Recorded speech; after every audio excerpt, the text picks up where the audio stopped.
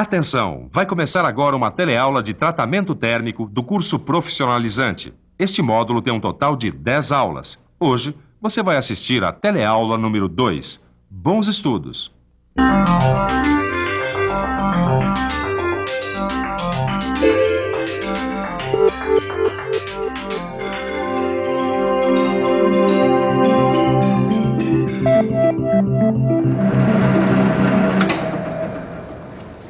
É isso aí, Ananias. Só agora eu entendi a importância do tratamento térmico na linha de produção. O dente da fresa, por exemplo. Se não receber tratamento térmico, não vai ter a dureza necessária para fazer uma engrenagem, por exemplo. A mesma coisa acontece com o torno. Se a ferramenta do torno não tiver a dureza necessária, você jamais vai conseguir tornear essa beleza de eixo aí. Caio, o tratamento térmico é realmente uma mão na roda na linha de produção. Agora você não percebeu o outro lado da moeda. Porque o aço que eu usei para fazer esse eixo aqui, ele também recebeu um tratamento térmico, só que para amolecer o aço. Peraí, você está querendo dizer que o tratamento térmico também serve para baixar a dureza do aço? É isso aí, Caio. O tratamento térmico, ele tanto serve para endurecer quanto para amolecer o aço, dependendo da necessidade. Tá vendo só? A ferramenta do torno e a matéria-prima a ser torneada. Duas situações extremas e opostas da alteração das propriedades do aço. É importante saber que as diferenças entre os constituintes do aço também podem alterar a sua dureza. Por isso, é preciso conhecer muito bem os constituintes do aço antes de fazer o tratamento térmico. Você já viu, né? Esse é o tema da nossa teleaula de hoje. Nessa teleaula, a gente vai aprender quais são os constituintes dos aços comuns ao carbono em temperatura ambiente. E vai ficar sabendo que o aço muda a sua estrutura quando é submetido a um tratamento térmico. Quem diria, hein? Tratamento térmico para amolecer o aço e tratamento térmico para endurecer o aço. E para entender isso direitinho, a gente precisa saber quem é quem lá dentro do aço. Vamos nessa? Nossa teleaula está começando.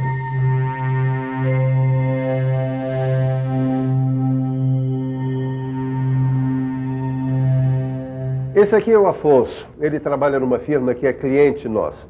Ele trouxe 2 amostras de aço para saber se elas são iguais ou diferentes. Eu já conferi, sei que elas são diferentes, mas como ele não entende muito bem do assunto, ele quis ver com os próprios olhos. Então, Afonso, o que é que você viu aí? Elas, sem dúvida, são bem diferentes.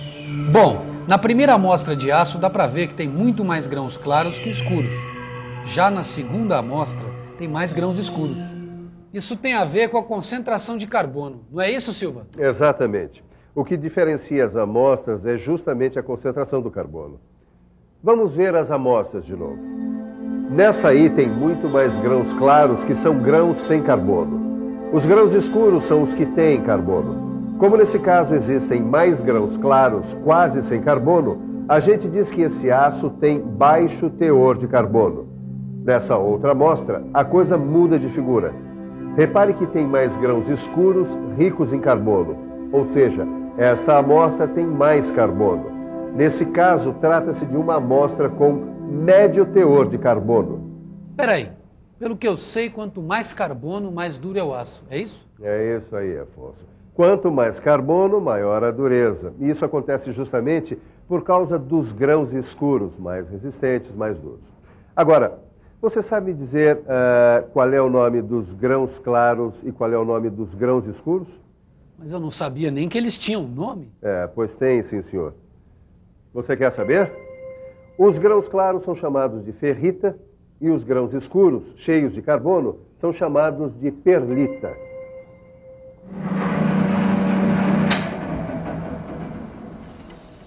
Agora eu entendi, Ananias. Grãos claros, ferrita, pouco carbono. Grãos escuros, perlita, muito carbono. Tá tudo guardado aqui, ó. Então vamos ver se você entendeu o espírito da coisa. Me diga aí, qual é o aço que tem mais perlita? O deste eixo que eu estou torneando agora que está meio difícil, ou desse aqui já torneado que foi mais fácil? Sim, agora você me pegou. Vamos pensar um pouco?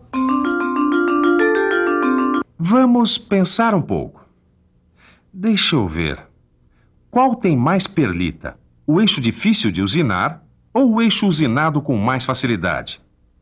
Em outras palavras, quem tem mais carbono ou ainda... é isso! Quem é mais duro? Porque quanto mais carbono, maior a dureza. Ficou fácil. É lógico que é mais difícil desbastar o primeiro. Então esse eixo tem mais carbono, ou seja, tem mais perlita. Muito bem, Caio. Vamos adiante. Você sabe por que a ferrita, os grãos brancos, têm menos carbono?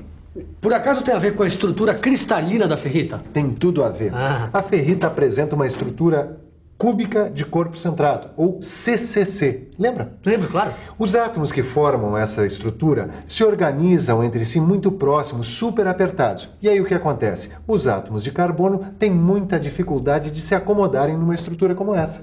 Pouco carbono, pouca dureza, tá aí a ferrita. Para você ter uma ideia, a ferrita consegue acomodar no máximo 0,025% de átomos de carbono, ou seja, muito pouco. Tá, e a perlita?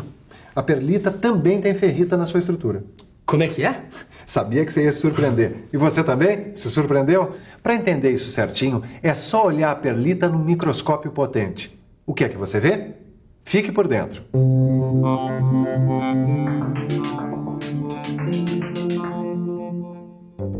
Olha só.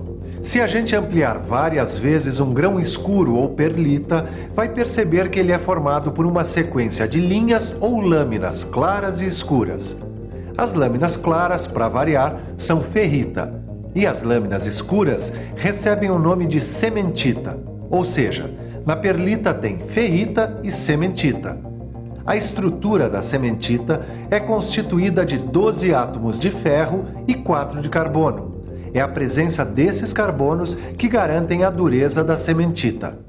Você sabe dizer se é só o ferro e o carbono que determinam as propriedades do aço? E será que dá para melhorar essas propriedades adicionando outros elementos? Para responder essa pergunta, nós vamos fazer uma comparação. Vamos perguntar para as pessoas que usam essa pista aqui para fazer exercícios se elas tomam vitaminas para melhorar o desempenho. Tomo vitamina. Não tomo. Também não. Não, nenhuma. Tomo muita vitamina. Deu para perceber que essas pessoas são esportistas apenas nas horas vagas, mas mesmo assim, algumas tomam vitaminas. Agora, se fossem atletas profissionais, a coisa ia mudar de figura. Em competições de alto nível, para bater recordes e estar entre os primeiros, os atletas precisam de dietas especiais e reforços vitamínicos para melhorarem ainda mais seus desempenhos. Pois com o aço acontece algo similar. É possível melhorar o seu desempenho, quer dizer, suas propriedades. Só que no caso do aço, quem faz as vezes das vitaminas são os elementos químicos, como o níquel, o molibdênio, o tungstênio, o vanádio, o cromo e outros. Estes elementos podem ser adicionados durante a fabricação do aço, melhorando suas propriedades. Em resumo, você está dizendo que as propriedades do aço não dependem só do ferro e do carbono, é isso? Exatamente. Olha só, aqui está um aço vitaminado, quer dizer, um aço enriquecido com um elemento químico. Nesse caso aqui, o tungstênio. Interessante. Olhe lá. Pra gente é muito bonito, né? Mas ferrita e perlita devem estar ardendo no interior do aço. Não, peraí, vamos com calma, Afonso. Tudo que a gente viu até agora sobre os constituintes do aço, a ferrita, perlita, cementita, é com o aço em temperatura ambiente. Ué, mas não é a mesma coisa que com o aço incandescente? Não, nada disso, é diferente. Como o aço precisa de calor para ter um tratamento térmico, é muito importante a gente conhecer o que acontece com os constituintes durante o aquecimento do aço. Vamos ver o que acontece quando aquecemos um aço que tenha, por exemplo, 0,4% de carbono. A 300 graus Celsius ainda está tudo na mesma. A estrutura do aço é igualzinha à sua estrutura em temperatura ambiente. Ferrita e perlita. Mas isso começa a mudar a 760 graus Celsius. A ferrita continua estável, mas a perlita se transforma num outro tipo de grão, a austenita. Por fim, a 850 graus Celsius, toda a estrutura do aço se transforma em austenita. Olha só, este gráfico ilustra o aquecimento do aço. No eixo vertical temos as temperaturas e no horizontal temos os aços com diferentes teores de carbono. No nosso exemplo, é só pegar a posição do aço com 0,4% e ir subindo para ver o que acontece. Veja, até 727 graus Celsius nada acontece. É a partir de 727 que as mudanças começam a ocorrer. Essa região, entre o momento em que a estrutura começa a sofrer mudanças até o momento em que tudo se transforma em austenita, é chamada zona crítica. E essa região em que tudo se transforma em austenita é a zona de austenitização. Vamos ver se eu entendi. Aço com 0,4% de carbono. Tá aqui. A temperatura começa a subir. Até 727 graus, tudo bem. A perlita e a ferrita continuam aqui. A partir daqui, a gente começa a entrar na zona crítica, ou seja, a ferrita e a perlita começam a se transformar em austenita. E a partir daqui, a gente entra na zona de austenitização, onde só dá austenita, é isso? Tá perfeito, cara. Agora repare que esses dois segmentos de reta indicam o momento exato em que cada aço passa da zona crítica para a zona de austenitização. Agora, olha só que interessante. O aço com 0,8% não tem zona crítica. Ele passa direto para a zona de austenitização. Agora, em termos de estrutura cristalina, CCC, CFC, HC, lembra? Claro. O que está acontecendo na zona crítica? Você sabe? E você? A zona crítica é o momento em que as células unitárias de CCC se transformam em CFC. Resumindo, a austenita tem uma estrutura cúbica de face centrada, apresentando menor resistência e boa tenacidade. E mais, ela não é magnética. Peraí, mas tratamento térmico é aquecimento. E resfriamento? O que acontece durante o resfriamento? Boa pergunta. É hora de ver o resfriamento do aço. E é muito simples, é só fazer o caminho inverso. Então deixa comigo. Vamos resfriar um aço com teor de 0,4% de carbono, que está a 850 graus. Ou seja, a estrutura é austenita pura. Quando a temperatura chegar a mais ou menos 760 graus, parte da austenita desaparece, dando lugar à ferrita. Tá certo? Certíssimo. Isso quer dizer que a estrutura do aço, nesse momento, apresenta só ferrita e austenita. Mas a 700 graus, a austenita já desapareceu. Aqui só dá ferrita e perlita. Ferrita e perlita, beleza. Resfriando o aço, voltamos a ter a sua estrutura original em temperatura ambiente, beleza? Opa, mas aqui tem um detalhe importante.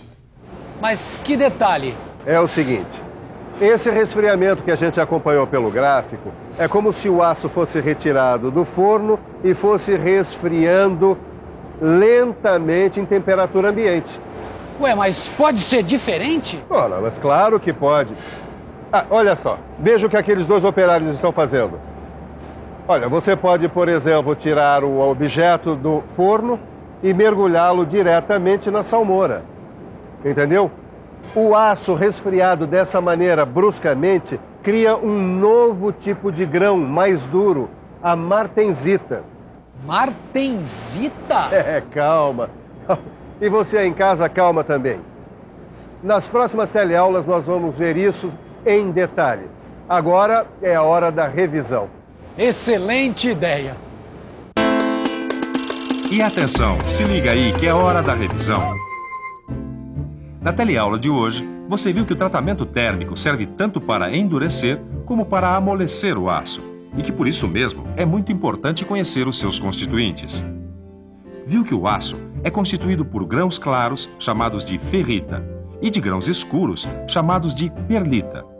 E aprendeu que, por sua vez, a perlita é constituída de ferrita e cementita. Ficou sabendo ainda que a estrutura do aço muda durante o tratamento térmico, que a determinadas temperaturas, a ferrita e a perlita começam a se transformar em austenita. E, finalmente, aprendeu que, quando resfriado bruscamente, o aço apresenta um tipo de grão mais duro, a martensita.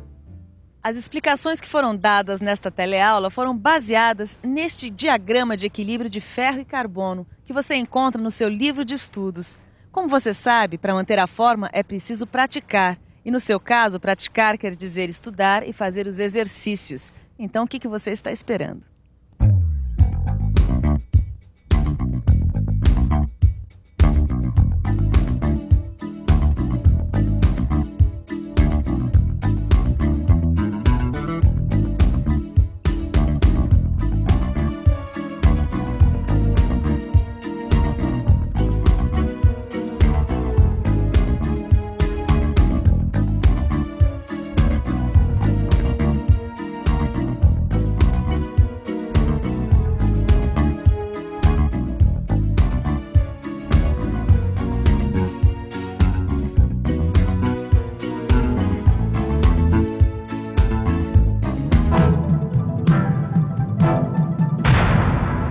Telecurso 2000, um programa de educação do Sistema Fiesp e da Fundação Roberto Marinho.